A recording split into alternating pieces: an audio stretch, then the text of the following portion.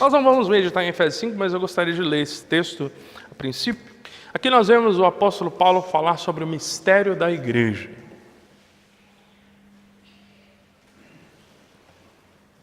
(Efésios 5:32).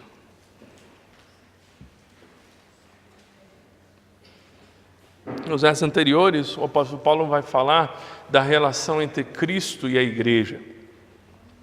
Como Cristo é a cabeça da igreja. O apóstolo Paulo usa essa analogia do casamento para explicar qual é a relação que nós temos enquanto membros do seu corpo com ele. E aí, à medida que ele vai explicando, ele vai também trazendo as responsabilidades do lar para as famílias cristãs. E é fantástico poder ouvir que essa igreja vai estudar sobre esse tema, um tema muito importante, num tempo que até o conceito de família tem sido redefinido. Hoje, família podem ser 3 pessoas, reconhecido em cartório. Um tempo atrás, aqui na região do Vale, aqui do Paraíba, 3 pessoas foram no cartório e contraíram um relacionamento. E o cartório validou. Em Brasília também já aconteceu isso. E isso tem sido algo que tem crescido no nosso país. Então, o que é família? Depende. Existe uma magistrada no sul do país que ela já escreveu jurisprudência a respeito e nos julgados dela relacionado à família, ela tem definido que família, o ponto focal para a definição de uma família é o amor.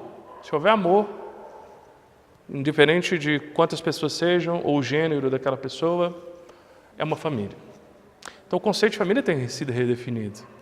Estudar sobre a família é importante, é muito importante. Mas aqui ele usa essa analogia.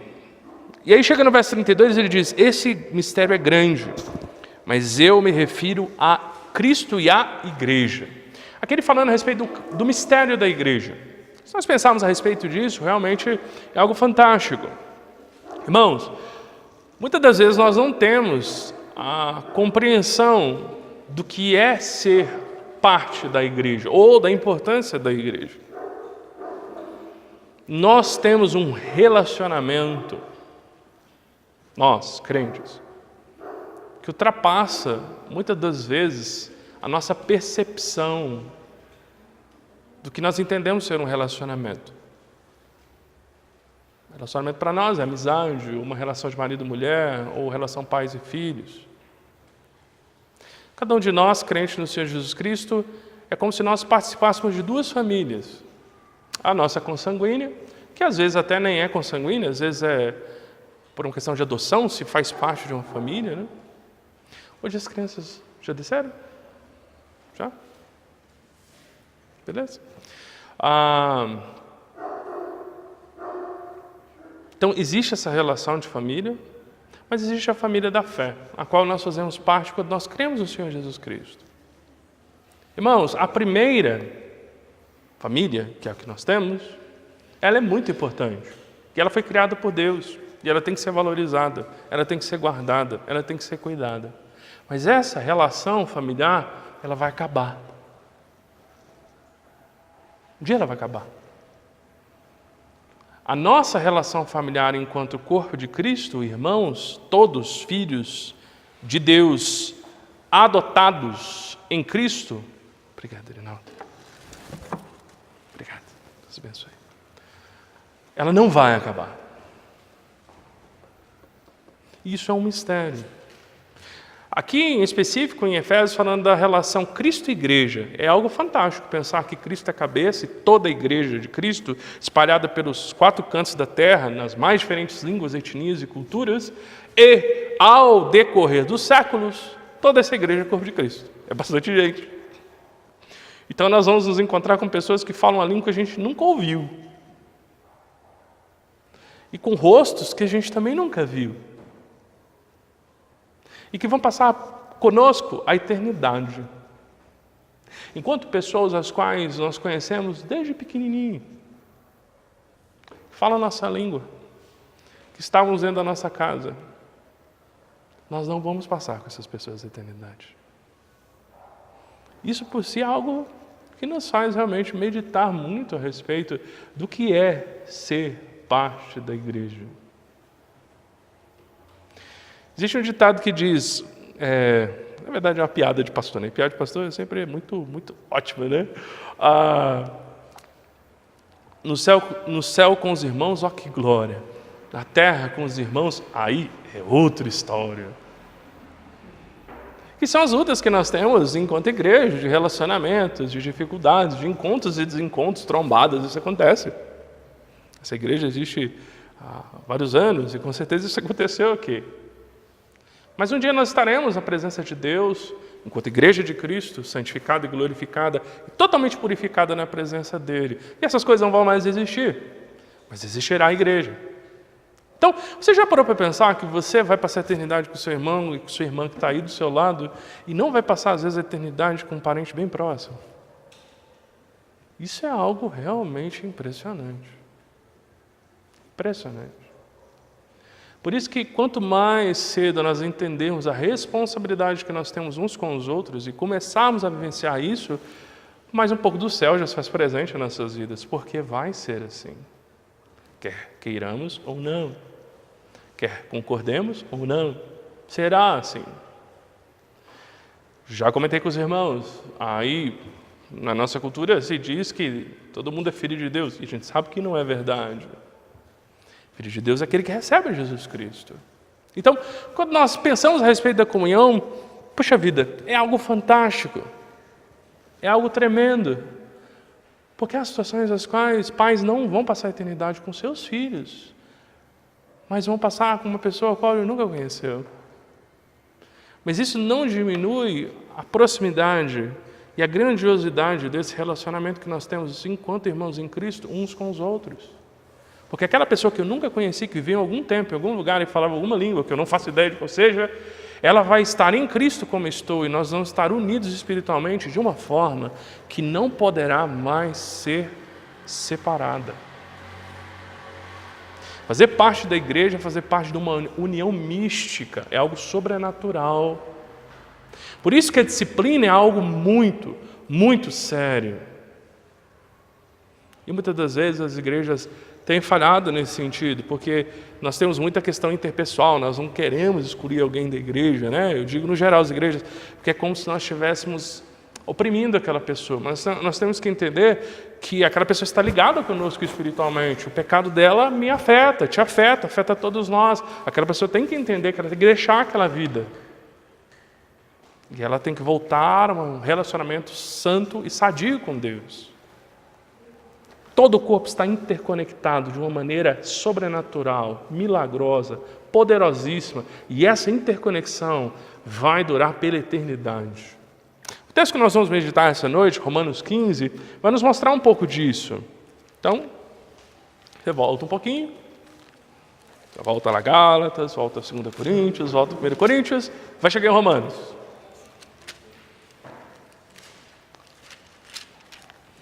Vamos ler do verso 1 ao 13, nesses minutos que restam.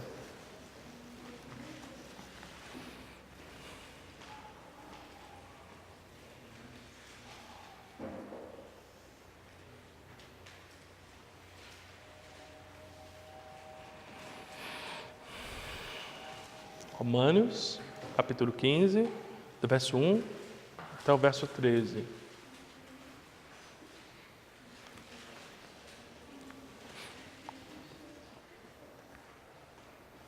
Vocês acharam, amém?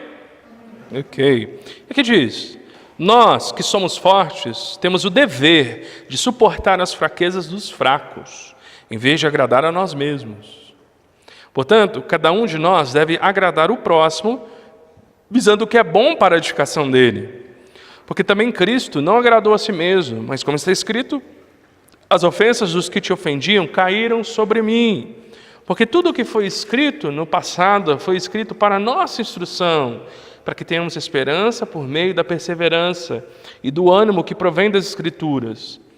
Que o Deus da perseverança e do ânimo vos dê o mesmo modo de pensar entre vós, segundo Cristo Jesus, para que, unânimes em uma só voz, glorifiqueis o Deus e Pai de nosso Senhor Jesus Cristo. Portanto, acolhei-vos uns aos outros, como também Cristo nos acolheu, para a glória de Deus. Afirmo, pois, que Cristo se tornou servo da circuncisão por causa da fidelidade de Deus para confirmar as promessas feitas aos patriarcas e para que os gentios glorifiquem a Deus pela sua misericórdia, como está escrito. Portanto, eu te louvarei entre os gentios e cantarei hinos ao teu nome. E diz ainda, alegrei-vos, gentios, juntamente com seu povo. E ainda, louvai ao Senhor todos os gentios e louvem-no todos os povos. E outra vez, Isaías também diz, surgirá a raiz de Jessé, aquele que se levantará para reger os gentios, nele os gentios colocarão esperança. Que o Deus da esperança vos encha de toda alegria e paz da vossa fé, para que transbordeis na esperança pelo poder do Espírito Santo. Vamos orar? Senhor Deus, nesse momento, Senhor, pedimos pelo seu direcionamento. Ilumine os nossos corações, abra os nossos olhos para que nós venhamos, Senhor, a compreender o que a Tua Palavra tem para nos dizer essa noite. E também nos capacite, Senhor, para podermos cumprir a Tua vontade que está expressa nela. É o que eu peço e agradeço, em Teu nome, Senhor Jesus. Amém. Aqui nós vemos que o Evangelho ele está acima das diferenças, não apenas culturais, sociais, mas também relacionais. Por quê? Porque o Evangelho é uma mensagem que ele traz impacto para a vida das pessoas que ouvem nele e creem, indiferente da sua cultura. Também indiferente da sua condição social. Há hoje igrejas, nesse exato momento, que estão adorando a Deus em Alphaville, zona sul do Rio de Janeiro, são regiões abastadas. Morumbi, igrejas batistas, de pessoas que geralmente têm uma renda melhor. E existem agora, nesse momento, igrejas simples nas comunidades espalhadas ao redor de todas as grandes metrópoles desse país. Existem igrejas que estão adorando a Deus nesse momento, nesse exato momento, eu estou falando do contexto brasileiro, nosso fuso horário, em algum trabalho, algum ponto de pregação, em alguma roça, em algum lugar. Então o Evangelho, ele chega nas mais diferentes culturas, muda a vida de pessoas nas mais diferentes culturas, muda a vida das pessoas nas mais diferentes condições sociais. E ele tem sido a base de destruição de todo tipo de opressão social e cultural. Quando o Evangelho chegou na Índia, provavelmente, vamos colocar aí, né? Tinha chegado antes, mas vamos dizer assim, no período moderno, século XVIII, por aí, existia na Índia o chamado hábito do sati. Alguém já ouviu falar disso? Se você se lembrar eu sei que crente não assiste, né? Graças a Deus, mas antigamente passou aquela Caminho das Índias, né? A novela lá que mostrava a Índia. E um dos costumes do povo indiano é quando o homem da casa morria, às vezes um senhor já de idade, falecia, né? A sua esposa e todos os seus bens eram colocados na pira funerária dele. O que é pira funerária? É uma fogueira onde queima o defunto. E quem que ficava lá junto? A esposa. E ela era queimada, junto com o defunto. Um hábito pagão, bizarro, mas que era muito comum na Índia. Quando o Evangelho chegou lá, obviamente, isso é pecado. Isso é absurdamente pecado. O que os missionários fizeram? Trouxeram o Evangelho de transformação. E com esse Evangelho de transformação, muitas pessoas deixaram a religião hindu e todo o paganismo que está inserido nela. E é um paganismo muito pesado. Uma hora, se quiser, lá, vai no Dr. Google, lá, você vai ver as coisas que acontecem lá na Índia, lá, que é de arrepiar o cabelo. Ainda hoje. E o Evangelho confrontou essa prática social. Mas ainda assim havia muita resistência do povo indiano em relação a isso. Eles, assim, principalmente as castas, que tinham condições de fazer um funeral desse jeito, né? De contratar lá uns homens para segurar a mulher, provavelmente. Eles ainda fizeram oposição a tal ponto que o exército britânico teve que impor a lei proibindo isso. E fez isso por quê? Baseado em princípios que eles entendiam que eram contrários ao paganismo e que vinham da concepção cristã. Então, nem que pela força, porque isso acabou acontecendo, o Evangelho foi trazendo uma compreensão de que aquela realidade social era errada. Na Bíblia não tem um verso, por exemplo, no Novo Testamento, dizendo que a escravidão ela tem que acabar. Mas se você, uma hora, der uma olhada numa das cartas que fala a respeito de um escravo, sabia? Tem uma carta no Novo Testamento que fala de um escravo. Alguém já leu? Fala de Onésimo, justamente, mas tem o nome dessa carta. Filemon. É pequenininho, vale a pena ler. Aqui Paulo vai falar para um senhor de escravo, que era cristão.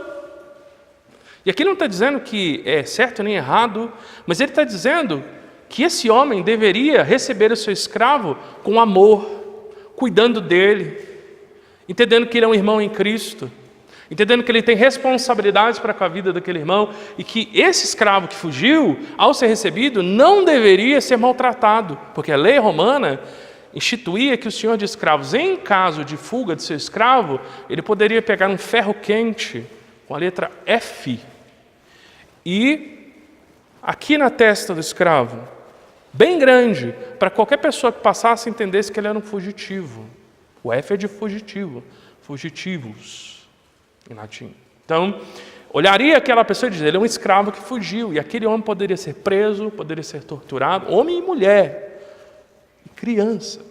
Poderia ser preso, poderia ser torturado e poderia ser morto. E a lei romana admitia isso com a maior naturalidade. O que o Evangelho faz? Ensina que, por mais que aquele senhor tivesse algum tipo de domínio sobre o outro, ele não deveria maltratar, ele não deveria abusar, ele não deveria torturar e matar, porque é um irmão em Cristo. Então o que o Evangelho fez? Ele tornou a escravidão impraticável. Porque um senhor de escravo olhava para o escravo, ele não poderia mais açoitá-lo, não poderia mais torturá-lo, não poderia mais obrigar a um trabalho que iria destruir a vida, a saúde daquela pessoa. Tornou a escravidão impraticável. O Evangelho mudou uma condição social. E eu poderia ficar aqui muito, muito tempo falando de uma série de impactos. Por isso que é importante investir em missões, porque tem países hoje que têm práticas muito semelhantes a essa. Na Etiópia e alguns países da África subsaariana e até regiões do norte da África ainda se pratica, tem crianças aqui, né? Mas só um linguajar mais médico, né? Mutilação genital. As mulheres entendem do que eu estou falando. E fazem isso por uma prática religiosa do Islã. Porque entendem que a mulher é inadequado que ela esteja com todo o seu órgão reprodutor intacto, né? E se tem ali uma vida sexual, como nós entendemos que deve ser aquela luxúria, ela não pode fazer isso. Quando o Evangelho chega, poligamia, muito comum na África, muito comum. Quando o Evangelho chega com missionários, o Evangelho transforma. E diz, isso está errado, isso tem que acabar. E não só diz que está errado, tem que acabar, ele traz consigo poder para que essa realidade seja mudada. Então, a condição social, a condição cultural, ela é transformada. A escola bíblica dominical que nós temos aqui na igreja, ela começou com o trabalho de um metodista na Inglaterra, no final do século XIX, que via crianças pobres e órfãos na Inglaterra, e via que muitas delas cresciam e entravam numa vida de banditismo, de crime, e iam terminar no presídio, porque não tinham tido instrução, não tinham ido para a escola, porque a escola não era obrigada naquele tempo. E, enfim, não tinha instrução para trabalhar de absolutamente nada. Ia acabar entrando no mundo do crime e, por fim, ia terminar no presídio e lá ia terminar a vida dele. O que ele fez? Ele juntava crianças e ensinava matemática, ensinava a língua, inglês, no caso, né? O equivalente para a gente português. Ensinava as crianças e ensinava a Bíblia. O que ele fez? Ele transformou a vida daquela comunidade. Mudou-se a cultura, mudou-se a condição social daquelas pessoas. O Evangelho transforma. Nesse sentido, da carta aos Romanos, nós temos dois grandes grupos na igreja, judeus e gentios, convivendo numa igreja só. E aqui o apóstolo Paulo, ele vai mostrar por que dois povos com culturas diferentes, mas crendo no mesmo Deus, eles têm, por causa do Evangelho, condições de coexistir e de ser um só povo. Por isso que onde o Evangelho chega, tudo muda, socialmente, culturalmente e espiritualmente. Aqui nós percebemos que o Evangelho nos capacita em Cristo para a unidade no corpo. Cada um de nós aqui tem uma história diferente. Às vezes situações diferentes. Às vezes até convicções diferentes. Pelo menos no que é permitido ter convicção diferente, né, na Bíblia. Mas nós estamos unidos no mesmo propósito, que é o propósito do Evangelho. E isso por si só nos capacita a unidade no corpo. A igreja é uma, ao redor de todo o globo. Uma. Não lutar pela unidade da igreja é ir contrário à sua natureza. Nós temos que viver na unidade, nós temos que viver juntos como irmãos. Eu preciso de você, você precisa de mim. E a primeira coisa que a gente percebe é que essa unidade no corpo ela acontece por meio de uma perseverante comunhão. Nos primeiros versos 3 e 4 diz que nós, que somos fortes, devemos suportar as fraquezas dos fracos. E não agradarmos a nós mesmos. Nós devemos, na verdade, buscar o bem e a edificação do próximo. Infelizmente, a nossa cultura tem um foco muito grande no indivíduo. Não é por isso, não é à toa, na verdade, que as pessoas elas ficam na igreja um tempo e quando a igreja não lhes convém, por uma série de motivos pessoais, elas saem da igreja e vão procurar outra. Isso quando não vão em mais nenhuma e fica assistindo culto na internet. Tem gente que às vezes está doente, assiste um culto de uma igreja pela internet. Em si, a internet não é pecado. Você pode fazer isso. O problema é a pessoa que sai da igreja e não quer participar de mais nenhuma, né? Isso é pecaminoso. O problema é o indivíduo. Ele entende que tudo na vida espiritual da igreja deve girar em torno das decisões dele. Isso não é verdade. Nós somos parte de um corpo. E um corpo formado por pecadores. E nós vamos ter trombadas. Isso vai acontecer. Os casais que se levantaram, nós como casais, nós temos trombadas, não temos? E por causa disso a gente deixa o matrimônio? Nós não fazemos isso. Porque é um propósito maior. A minha família é mais importante do que o meu desgosto, do que a minha contrariedade. Então nós continuamos e perseveramos. A igreja da mesma forma. Então nós temos que parar de focar demais em nós mesmos e começar a olhar mais para o outro. O outro. Porque o Evangelho me capacita a poder amar o meu irmão e a minha irmã em Cristo, a despeito dos seus pecados e lutas. Nós temos que fazer isso. E Paulo nos exorta. Ele vai dar depois o exemplo de Jesus, aquela famosa quebrada de canela, né? Aí não tem como mais você retrucar. Porque ele diz que Jesus fez isso. Olha o que diz o verso 3. Porque também Cristo não agradou a si mesmo.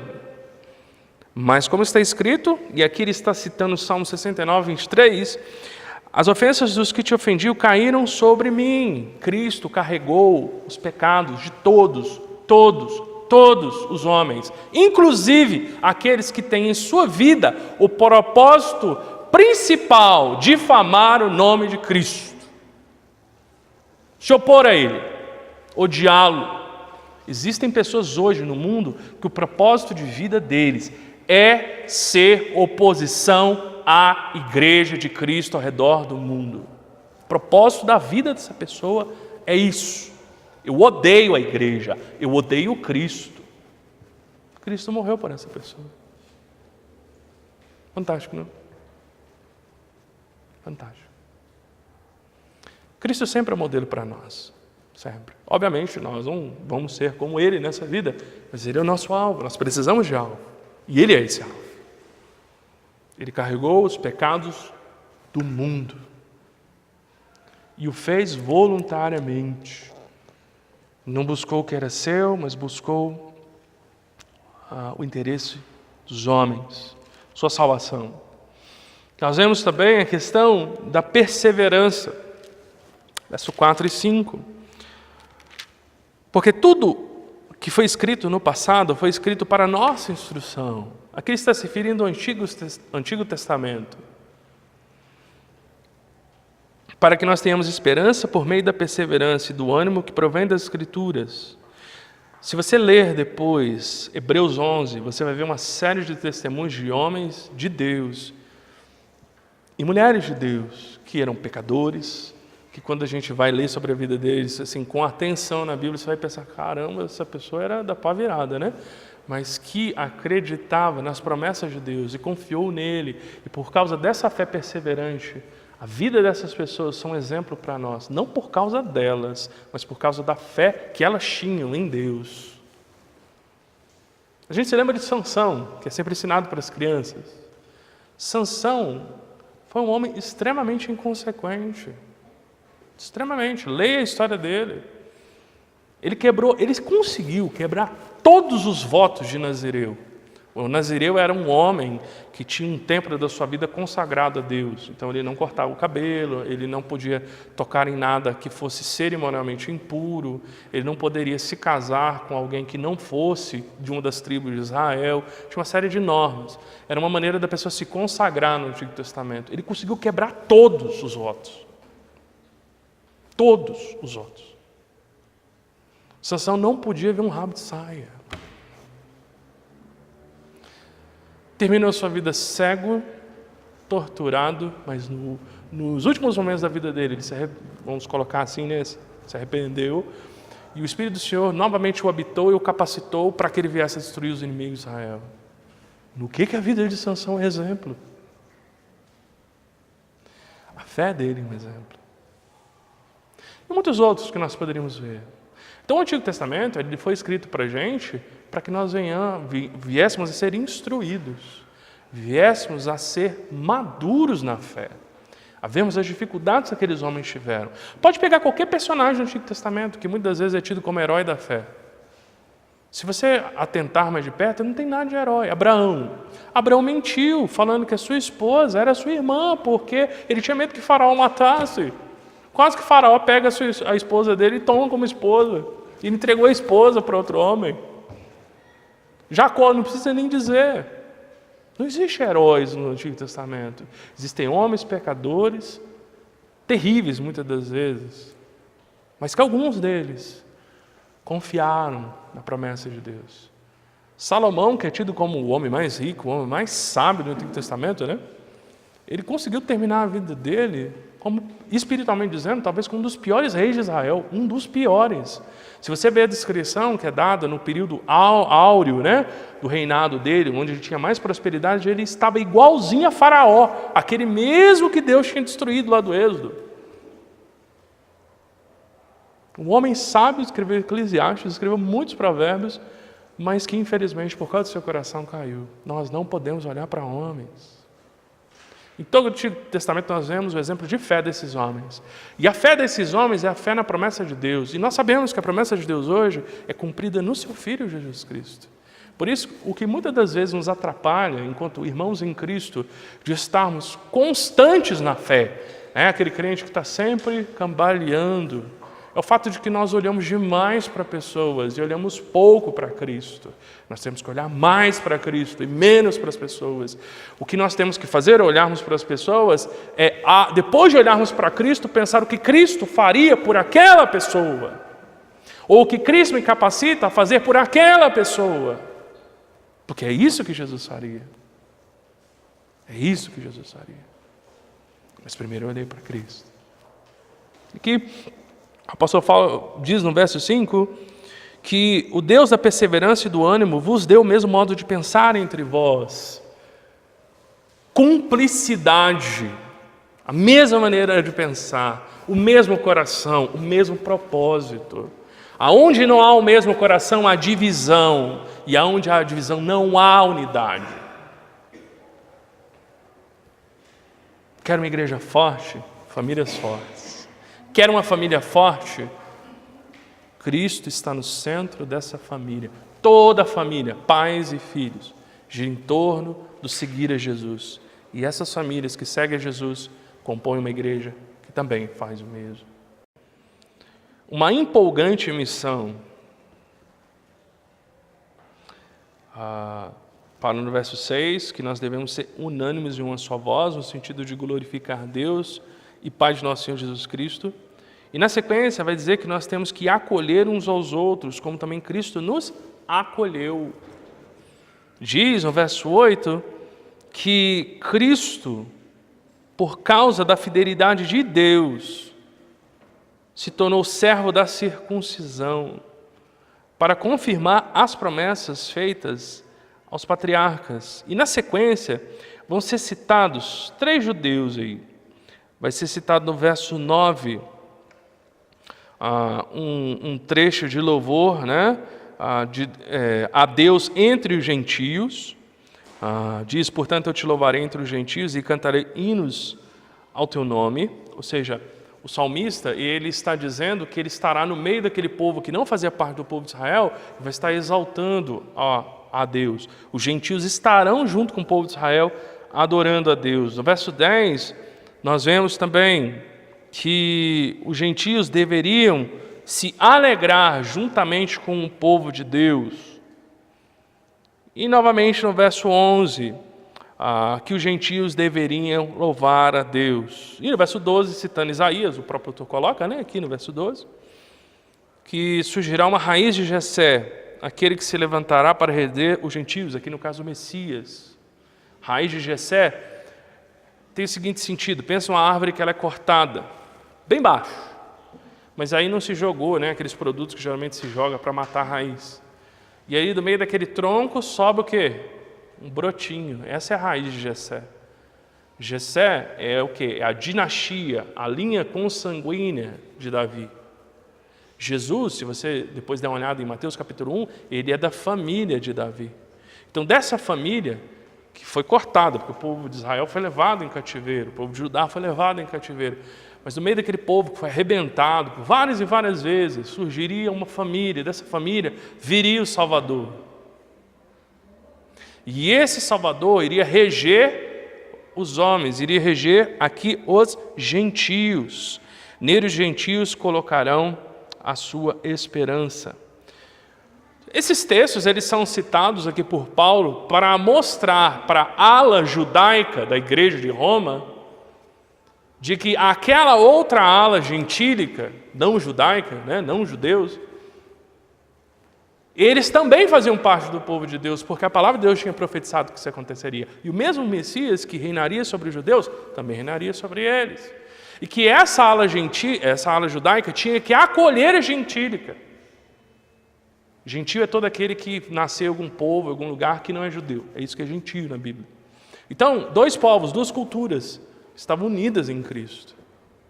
Irmãos, nós somos, eu acho que, dadas as devidas proporções, né, nem todo mundo aqui é mineiro, ou vem de família mineira, mas todos nós somos brasileiros, nós falamos a mesma língua, nós temos muitas das vezes os mesmos valores, nós não sabemos, de fato, o impacto que é esses 2 povos na igreja. A fenda, a rachadura, era muito maior do que muitas vezes nós vivemos. Talvez um exemplo interessante seria o que aconteceu nos Estados Unidos no começo do século passado, por causa da segregação racial, por causa do racismo muito forte que havia lá, que infelizmente ainda existe, até mesmo no nosso país, mas que na época era muito forte. Você tinha lugares que eram só para negros. Isso causou uma celeuma tão grande na sociedade que havia igrejas evangélicas de negros. No sul dos Estados Unidos existiam igrejas batistas de brancos e igrejas batistas de negros. E hoje o Evangelho tem conseguido unir esses povos, essas culturas nos Estados Unidos. O nosso país não sofreu tanto por isso, porque aqui, desde o começo, foi uma miscigenação danada, né? A gente, graças a Deus, não tem tanto essa mazela. Existe, mas não nesse grau. Mas a desigualdade social é muito difícil, ainda no nosso país. O Evangelho tem poder para quebrar essas barreiras. Não há motivos pelos quais nós não devemos acolher alguém na igreja. Há muitas pessoas que estão saindo de igrejas neopentecostais, igrejas dessas malucas que pregam todas essas coisas, né, que vive anjo voando no culto, essas coisas assim, e procuram igrejas sérias. E nós, como igreja, que conhece a palavra de Deus, somos pecadores, sendo trabalhados pela graça de Deus, com as nossas dificuldades, sim, mas nós temos acesso à palavra de Deus, nós temos que estar prontos a acolher essas pessoas. E muitas vezes até com umas compreensões bem esquisitas do que a Bíblia ensina, mas com paciência, acolher essas pessoas, ensinando elas com a palavra de Deus o que é realmente a verdade. Nós estamos prontos para isso. Vivemos um tempo que essa questão da homossexualidade é muito forte, se debate tudo. Mas se entrar um homossexual na nossa igreja, com toda a aparência, nós estamos prontos para acolher essa pessoa em amor? É um desafio. Não é compactuar com o pecado, mas é amor acolher aquela pessoa e ir trabalhando gradativamente na vida dela a fim de que ela seja liberta disso. O desafio que nós temos na nossa cidade ainda são as tradições religiosas. É uma luta. Mas, irmãos, nós temos que estar preparados para receber pessoas dos mais diversos contextos. E saber que em Cristo nós podemos acolhê-la. Ela vai ser transformada, ela vai mudar, mas nós podemos acolhê-la. Isso também nos faz sair da zona de conforto, né, irmãos? Nós temos que trabalhar para o Senhor. Nós temos que estar aptos a fazer algo pelo reino. E aqui Paulo termina esse trecho, e aí eu estou encerrando já, o tempo já se avançou bastante, dizendo que o Deus da esperança vos encha de toda alegria e paz da vossa fé, para que transbordeis na esperança pelo poder do Espírito Santo. É uma oração. Ele entende que quando há unidade na igreja e quando há acolhimento, quando há esse desejo de buscar o outro, como o pai do filho pródigo, na parábola, que deseja que o seu filho que estava extraviado voltasse. Quando isso acontece, o poder do Espírito Santo é transbordante na vida da igreja. Estar cheio do Espírito Santo não é o que muitas vezes as pessoas falam por aí. Estar cheio do Espírito Santo está cheio do amor de Deus em nossas vidas. Isso é difícil. Num tempo em que os relacionamentos têm sido tão pobres. E eu vou dar um exemplo para vocês.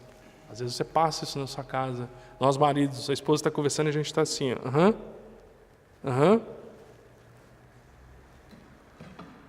É uma situação difícil. Eu faço isso também.